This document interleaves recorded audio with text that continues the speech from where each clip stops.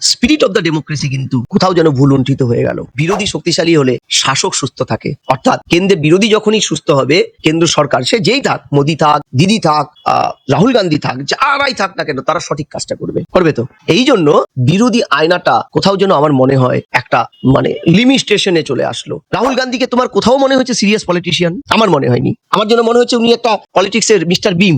দুদিন কাজ করে, কন্টিনিউয়াস নয় তার পলিটিক্যাল অ্যাক্টিভিটিটা, তিনি কাজ করেন, দুদিন পরে হাওয়া বদল করতে বিদেশে চলে যান। কৃষক আন্দোলন করেছেন, চলে গেছেন বিদেশে। আজকে দেখলাম কার্যত মোদির পাশেই কাকলি দেবী গিয়ে বসলেন। এই সার্বিক অঙ্কে কিন্তু মোদির বা এনডিএর বা বিজেপির তাৎক্ষণিক যে লাভটা হচ্ছে, সংবিধান সংশোধন এবং অন্যান্য যে বিলগুলো, মহিলা বিল, এই বিল, সেই বিল, এটার কিন্তু একটা বেনিফিট তারা পাবে। তৃণমূলের সাংসদরা জিতেছে কাদের এগেনস্টে? মূলত তখন বিজেপির এগেনস্টে, বা কোথাও সিপিএম বা কোথাও কংগ্রেসের এগেনস্টে, মূলত বিজেপির এগেনস্টে। অর্থাৎ যারা বিজেপিকে সমর্থন করেনি, সংখ্যাগরিষ্ঠ মানুষ, তারা তৃণমূলকে ভরসা দিয়েছে, এই ঘাসফুল চিহ্নে ভোটটা দিয়েছে। মমতা 42টা সিটে মুখ ছিল, সেই মুখটা একটা ভোট হয়েছে। কাকলি ঘোষ দস্তি তার সুদীপ বন্দ্যোপাধ্যায় দাঁড়ালে ভোটটা জিততে পারতেন না, এটা তো ফ্যাক্ট। ওই প্রতীক এবং মমতার মুখ, ফলে মানুষ যে প্রতীক এবং মমতার মুখটাকে ভোটটা দিয়েছিল, সেই মানুষগুলোই কিন্তু প্রতারিত হলো। কারণ সেই দলটার কাছে এরা গিয়ে ভিড়ল তাদের রাজনৈতিক ক্যারিয়ারটাকে সুদৃঢ় করতে, ডিমের আক্রমণ থেকে বাঁচতে, আগামী রাজনীতির প্রেক্ষাপটে নিজেদের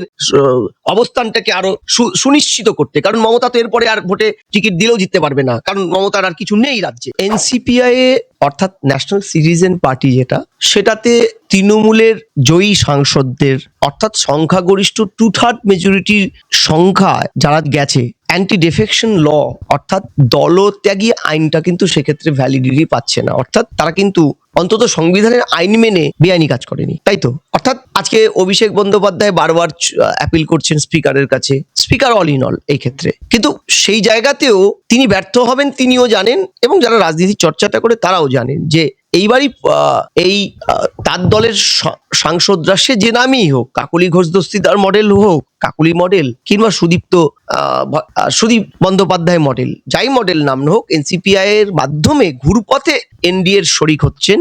এবং আজকে যদি মিটিংটা সাকসেসফুল হয়, আমি জানি না এখন কি স্ট্যাটাসে আছে, তারা এনডিএর সাথে বসেছে, তারা কি সরাসরি বিজেপির ইনক্লুড হবেন? তাতেও কিন্তু আইন অনুযায়ী তৃণমূলের কিছু করার নেই। অ্যান্টি ডিফেকশন লটাকে এড়িয়ে গিয়ে ঢুকছে ওরা। কিন্তু এতে করে বিজেপির কি লাভ হবে? বিজেপির তাৎক্ষণিক যে লাভটা হবে, যে রাজ্যসভায় এবং লোকসভায় নিরঙ্কুশ সংখ্যাগরিষ্ঠতা, যেটা রাজীব গান্ধীর পরে কার্যত যে প্রায় নেই বললেই চলে।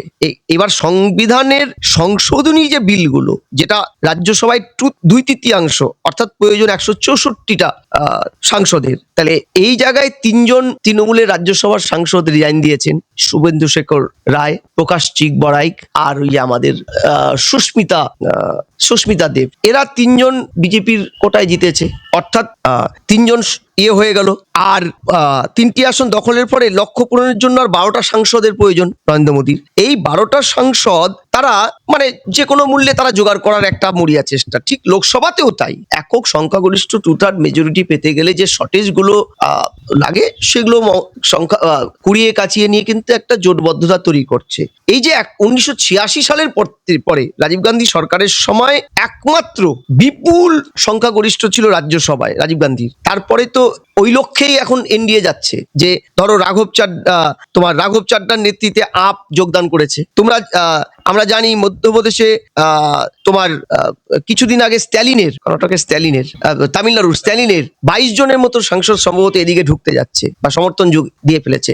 অর্থাৎ সার্বিকভাবে তৃণমূলের ওই সাংসদরা এনডিএ শরিক হলে, সেটা সরাসরি হোক বা এনসিপি এর মাধ্যমে সমর্থন করুক, এনসিপি জয়েন করে ওরা বলেই দিয়েছে আমরা এনডিএ শরিক বা এনডিএ কে সমর্থন করব। আজকে দেখলাম কার্যত মোদির পাশেই কাকলি দেবী গিয়ে বসলেন। এই সার্বিক অঙ্কে কিন্তু মোদির বা এনডিএর বা বিজেপির তাৎক্ষণিক যে লাভটা হচ্ছে, সংবিধান সংশোধন এবং অন্যান্য যে বিলগুলো, মহিলা বিল, এই বিল, সেই বিল, এটার কিন্তু একটা বেনিফিট তারা পাবে। আরো যে বেনিফিটটা, ধরো এই মুহূর্তে ছাত্র আন্দোলন, ককরোচের নাম করে যে ছাত্র আন্দোলন, তাতে বিরোধী শক্তি এবং যেটা মিডিয়াগুলোতে দেখছি, কিছু মিডিয়াতে, সব মিডিয়া নয়, যে বিদেশি একটা ফান্ডিং হচ্ছে, আন্তর্জাতিক একটা ফান্ডিং এর খবর হচ্ছে, সবগুলো যদি সত্যি হয়, এবং রাজ্যের একাধিক বিরোধী যে পার্টিগুলো, আপ, তৃণমূল, তারপরে এসপি, কংগ্রেস তো আছেই মুখ্য বিরোধী, তারা যেভাবে এদের পাশে দাঁড়িয়ে কিছুটা হলেও নরেন্দ্র মোদী সরকারকে ব্যাকফুটে ফেলেছে, যে তাদের ধর্মেন্দ্র প্রধানকে পদত্যাগ করতে হলো। রাজ্যের যেসব জায়গায় এই ছাত্রদের আন্দোলন, ককরোচের নাম করে পুলিশ হার্ড অ্যাকশন নিয়েছে, সেগুলো নিয়ে অ্যাক্টিভ হতে হচ্ছে।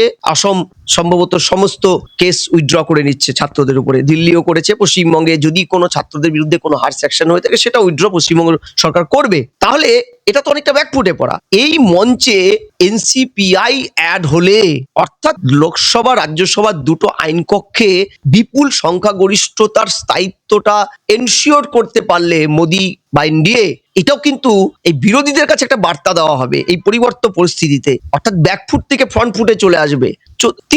তৃতীয় হচ্ছে, দেখো আমরা ভোটের সময় দেখেছিলাম মহিলা বিল পাস করা যায়নি, ডিলিমিটেশনের আন্ডারে যে মহিলা বিলটা, মহিলা সংরক্ষণ বিলটা, সেটা কিন্তু কার্যত পাস করাটা এখন সময়ের অপেক্ষা। আগামী ওয়ান নেশন ওয়ান ভোট, ইউসিসির মতো যে জটিল অঙ্কের মানে বিলগুলো, এগুলো কিন্তু কার্যত এখন পাস করাটা মোদির বায় হাতকে কামাল হবে।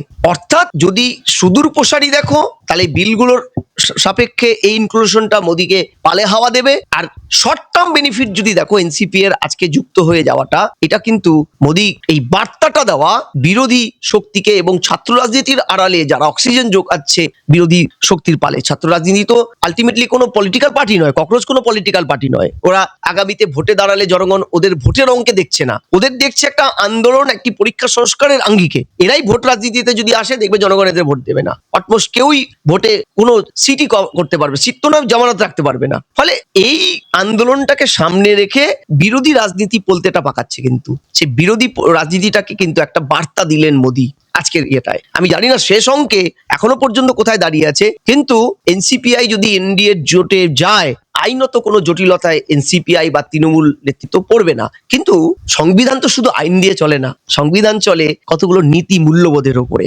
সেটাও একটা ফ্যাক্ট। দেখো, নীতি মূল্যবোধটা কিন্তু এখানে ভুল উন্ঠিত হবে। কেন আমি বলছি, যে ধরো এই তৃণমূলের সাংসদরা জিতেছে কাদের এগেনস্ট? মূলত তখন বিজেপির এগেনস্টে, বা কোথাও সিপিএম বা কোথাও কংগ্রেসের এগেনস্টে, মূলত বিজেপির এগেনস্টে। অর্থাৎ যারা বিজেপিকে সমর্থন করেনি সংখ্যাগরিষ্ঠ মানুষ, তারা তৃণমূলকে ভরসা দিয়েছে, এই ঘাসফুল চিহ্নে ভোটটা দিয়েছে। মমতা 42টা সিটে মুখ ছিল, সেই মুখটা একটা ভোট হয়েছে। কাকলি ঘোষ দস্তি তার সুদীপ বন্দ্যোপাধ্যায় দাঁড়ালে ভোটটা জিততে পারতেন না, এটা তো ফ্যাক্ট। ওই প্রতীক এবং মমতার মুখ, ফলে মানুষ যে প্রতীক এবং মমতার মুখটাকে ভোটটা দিয়েছিল, সেই মানুষগুলোই কিন্তু প্রতারিত হলো। কারণ সেই দলটার কাছে এরা গিয়ে ভিড়ল তাদের রাজনৈতিক ক্যারিয়ারটাকে সুদৃঢ় করতে, ডিমের আক্রমণ থেকে বাঁচতে, আগামী রাজনীতির প্রেক্ষাপটে নিজেদের অবস্থানটাকে আরো সুনিশ্চিত করতে। কারণ মমতা তো এরপরে আর ভোটে টিকিট দিলেও জিততে পারবে না, কারণ মমতার আর কিছু নেই রাজ্যে, এরা বুঝে গেছে। এসব অনেক কিছু ক্যালকুলেশন ব্যাকডোরে এদের থাকবে, কিন্তু আলটিমেটলি দিনান্তে মানুষের সাথে তো প্রতারণা তৈরি হলো,